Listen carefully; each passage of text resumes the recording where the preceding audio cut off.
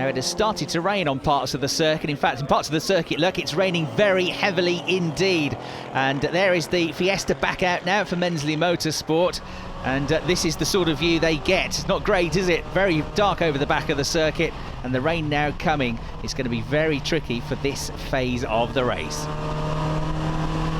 Well, we're 5 hours into the race here at Silverstone, and as you can see, the weather conditions have dramatically changed. It's raining very, very heavily, and also it's very dark out there, so the drivers are facing new challenges. Leading, we've still got Team L&T, but with 19 hours still ahead of us, anything could change here at the Dunlop 24 Hours.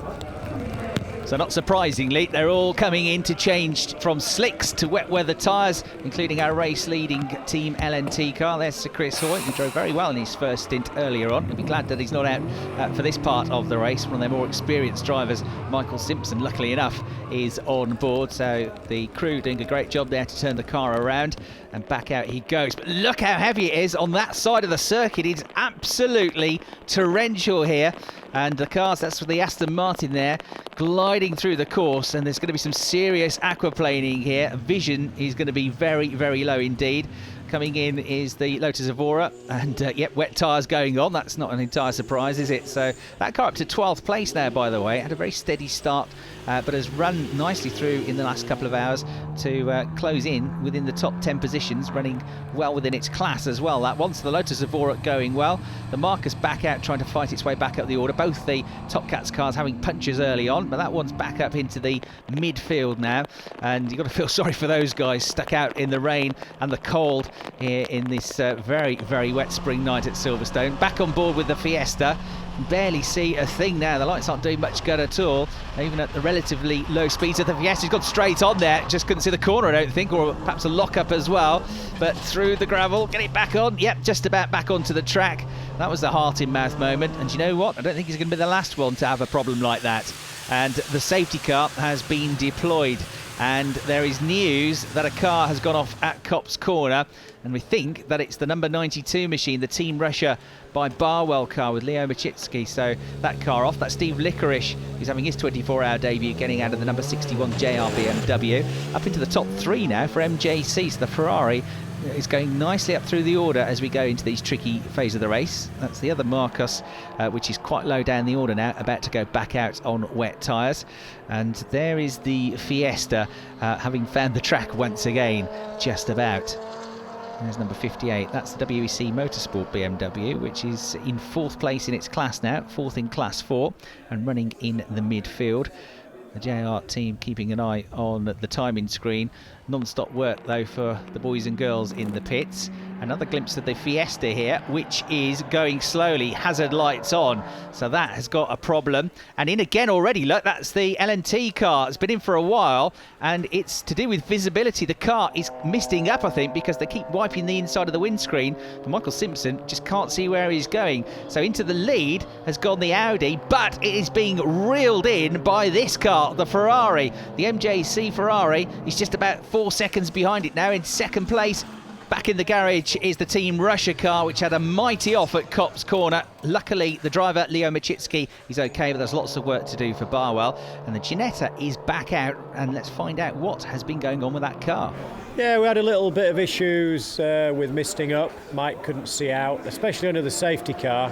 When the air was flowing through the car at speed, it was fine. But the safety car and the change in weather and the coldness around the rain just meant that we missed it up. So the car's very new. It was only built like 11, 12 days ago or something. So we're pretty happy so far. This last pit stop we came in to also just do the oil checks, etc., precautionary stuff. So yeah, we're all right. You know, where we are now, running P3. We can recover it. We've got the driver quality coming in. Mike was absolutely fantastic in the wet.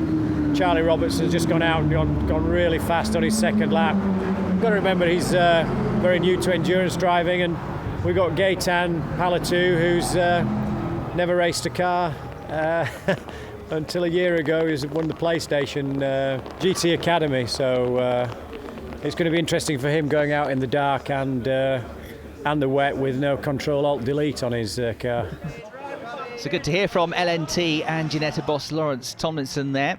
So they've got a bit of catching up to do now. The rain every now and again gets a bit lighter, but not for long, and then it gets really heavy once more. So there's the Porsche. That is absolutely flying. Glyn Geddy back in now after his first into the start of the race. He's flying. Now the Fiesta is into the pits, but it can't get back to its garage because this car is in the way having its pit stop. So they've got to wait, and that is the Audi slowing, and that's where's that Luffield corner. On the way into Woodcut by the pit lane entry, but is it going to make it back to the pits? A big cheer here. That's from the SICL.com crew. They're cheering on, getting into the spirit of things. Bit of a delay there, but now they can finally get the Fiesta down the pit lane to its garage with the Radical having made it stop. Talking about which, stopping now is still that Audi, and it's, I don't think, going to make it down the pit lane entry. So one of our front-running cars from second place is out.